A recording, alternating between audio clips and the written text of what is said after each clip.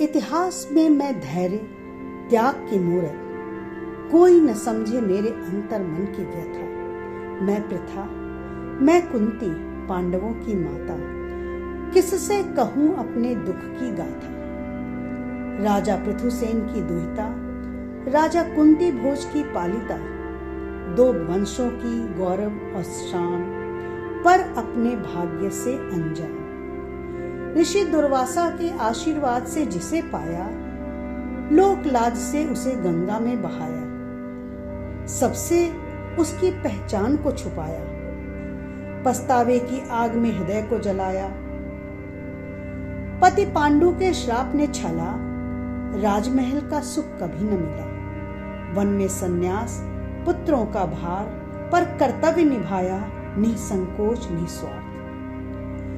महाराज धृतराष्ट्र के राजमहल में हमेशा महारानी गांधारी की छाया में रही। अवहेलना, तिरस्कार सब सहना पड़ा, पर कभी अपनी पीड़ा न कही। अपने पुत्रों को धर्म का मार्ग सिखाया, अधर्म ने उन्हें ही अपना शिकार बनाया। द्रौपदी का चीर हरण भी देखा, नारी अस्मिता को कांपते भी देखा।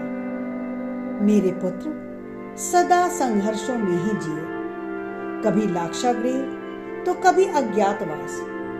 अनजाने में मेरी एक भूल ने द्रौपदी को बंटने पर विवश किया। जितना दुख और पछतावा कर्ण के लिए था, द्रौपदी के लिए उससे कुछ कम न था। एक भूल तो हुई अज्ञानता में, दूसरी हुई अनजाने में। भाग्य ने क्या खेल रचा, कर्ण और अर्जुन की रणहुंकार, बीच में खड़ा था सारा संसार। और इस मां का दिल रोया था सहस्रों बार। युद्ध में पांडव जीत गए, पर मैं तो हार गई। युद्ध ने सब छीन लिया, पुत्र, परिवार और मान। सत्ता के खेल में फंसी हर रिश्ते की डोरी उलझ रही। धर्म और ममता के अंतर कलह में सब कुछ जान जलती रही।